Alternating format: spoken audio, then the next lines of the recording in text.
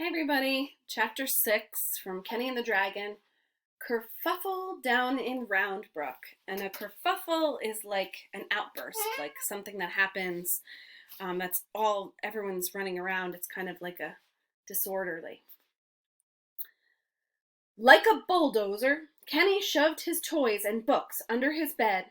His mom had told him to clean his room and drop off his dirty clothes before leaving for the day. The boy ran to the laundry room, leaving a trail of shirts and socks, and dumped his clothes in the hamper. All he could think about was speaking to George about Graham. Just after breakfast, Kenny found himself back in the center of town. This time, however, it seemed like there were even more people milling about, and certainly quite a few who were not local, which means they weren't from the area. They were from somewhere else farther away. So people must be coming around to see about this dragon, even if they don't live in town. It was difficult for the boy to even navigate his bicycle down the street, so he hopped off and walked through the throng, which is like a crowd of people that were grouped together in the middle of the town. He hopped off and walked through the throng, worried about what had brought them all out. It didn't take long for him to find that his suspicions were correct. There on the corner of Main Street, Old Pop's Possum was describing his encounter with Graham, like how he first came to see Graham. "It was as big as that building," he said, pointing to the Roundbrook Inn. The crowd oohed. "Ooh! With glowing, fiendish eyes and teeth like blood-dripping daggers. I'm sure it had killed and was washing the gory evidence away. I barely escaped with my life," he continued. The crowd awed. Ah! Kenny bent his head low as he passed so that no one, especially Old Pops, would see him. "This can't be happening," he muttered to himself. He turned the corner and ran smack dab into a band of roving minstrels, singing tales of terrible dragons, gallant knights, which means brave knights, and beautiful maidens. So minstrels are like singers that sing a story with an instrument in the middle of town. As they moved gracefully, and of course they're singing about the dragon because of course everyone's worried about this big dragon. As they moved gracefully past him, they were followed by a large pack of children with wooden play swords, battling each other, yelling, "I slay you, dragon! I slay you!" Watching in total shock as the kids ran down the street, Kenny bumped into a vendor pushing a large cart. A vendor is someone who sells things. "Dragon-embroidered tunics and tees!" the stout fellow yelled. "Get your official shirt with the Roundbrook dragon on it." He paused for a moment and looked down at Kenny. "Kenny, you look like a small," he said, and dropped a shirt into the boy's hand. It was emblazoned with a cartoonish, goofy Drake blasting orange fire. Kenny's eyes went wide. He threw the shirt to the ground and got back on his bike. He was in such a rush, he almost ran over a little girl biting the head off of a dragon-shaped cookie. Everybody's out of control about this dragon. Regaining his composure, he found his way to the quiet alley where George's shop was. He slid off his bicycle and pounded on the heavy wooden door. The sign in the smudged window read, "Closed on Sunday." An elderly gentleman badger, older than his father, answered.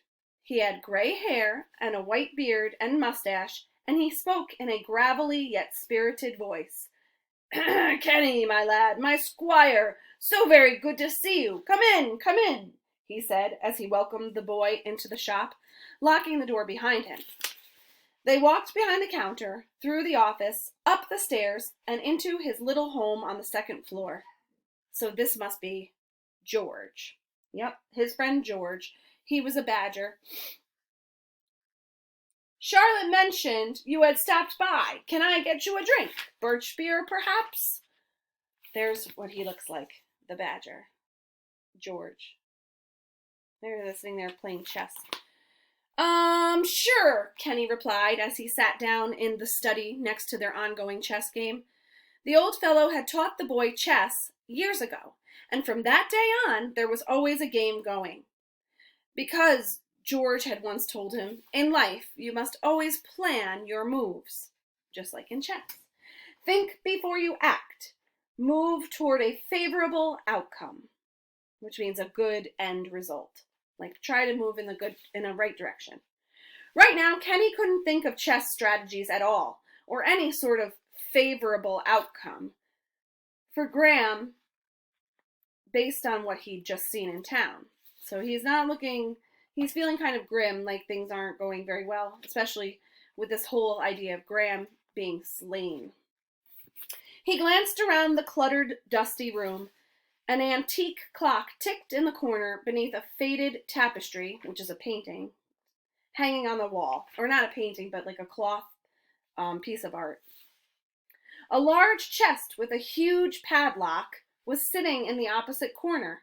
Kenny didn't recall having seen it before, but there were so many books stacked on every available surface that it had likely been buried during his past visits. George walked in and sat down with 2 frothy mugs of birch beer. "Here you go, son. Drink up. It's your turn, you know," the old fellow said as he gestured towards the chess game. "So sorry that I missed you yesterday. I was beginning to wonder if you'd forgotten about me. It certainly has been a while, and I have so much to tell you." "Me too," Kenny replied, and he took a sip of his birch beer. "I'm glad that you returned the books you borrowed. I sold all our copies, The King's Royal Bestiary, last night and had to order more. It seems like everyone is in a frenzy over this dragon sighting, but I can tell you it will be all over quite soon." At this statement, Kenny's Riverstone stomachache returned. Remember, he had that bad feeling in his stomach? But he had to remain calm and carefully explain to the old-timer about Graham. If anyone could help his friend out of this mess, it would be George. He made his move on the chessboard. Rook takes pawn. "Bold move!" the codger exclaimed, and moved his knight forward. "So there's this exciting news I want to tell you about." "Can I tell you first?" "Rook takes bishop." "Of course, lad. Spit it out." Kenny took a sip from his mug. "I made a new friend." "A friend, you say? From school? Have you been playing chess with him?" George chuckled. "Because you're certainly giving me quite a wallop on the battlefield today." And a battlefield, wallop means he was pretty much beating George in the game of chess pretty well. So, where was I? "Not from school, no. Actually, he's new in town, and I really want to introduce you to him. I think you guys will really get along."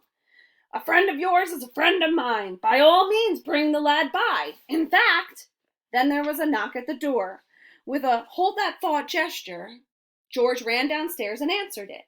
Kenny couldn't see much from where he was sitting, but it sounded like someone was delivering a package. "A friend of yours is a friend of mine," he said to his mug, and smiled. Perhaps this wasn't going to be so difficult after all. The stomachache began to go away, and he heard a hearty "Thank you, sir," from downstairs right before the door slammed shut. I wonder who's at the door. George returned to his study, holding a large, ornately sealed scroll. Ornately means very beautifully decorated piece of paper rolled up. He was smiling from ear to ear. He sat down on the trunk with the large paddock. "What?" Kenny said. "What is it?" "Yesterday I received word from the royal palace." Remember, George used to work and had royal duties for the king. "Officially requesting me to come out of retirement," George said, pointing to some of the letters on his desk. He had stopped working for the king, but they want him to come back and work because he did such a good job. But what's this all about? So it was true. The old-timer really had worked for the king after all. His stories of life as a cavalier, an armored horseman, were real. "And today," George said as he held up the scroll, "I received my official orders for one final task, and it is a most honorable task, I might add." "Orders?" Kenny asked, but the answer was slowly dawning on him. He glanced down at the trunk with the padlock. On a small rusty brass plate it read, "From This Majesty's Royal Armory, property of George E. Badger. King. Orders. Armor." George was a knight. The old gent stood gallantly, bravely, opened the scroll and cleared his throat and read, "My dear George, it has been ages since we last spoke. I do hope this letter finds you still in the best of health and your little shop thriving. The court has never quite been the same since you retired.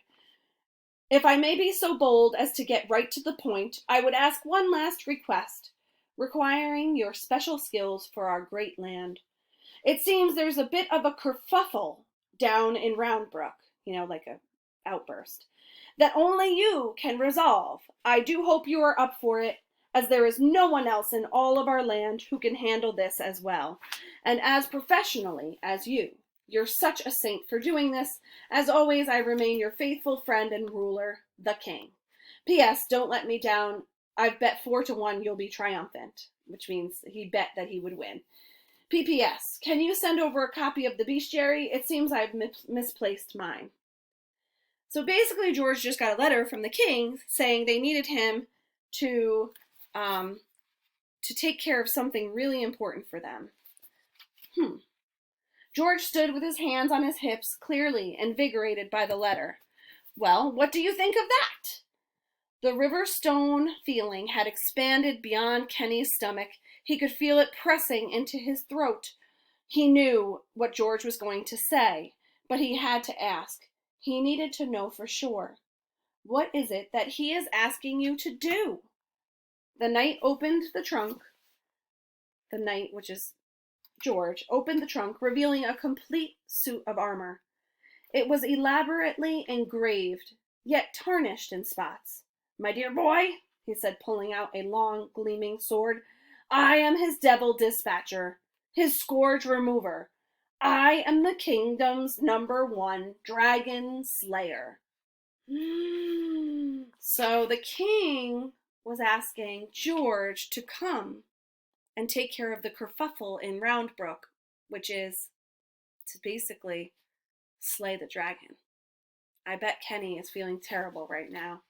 He thought he could have George on his side, but now he's finding out that George is going to be the one to slay the dragon. Let's see what happens in chapter 7.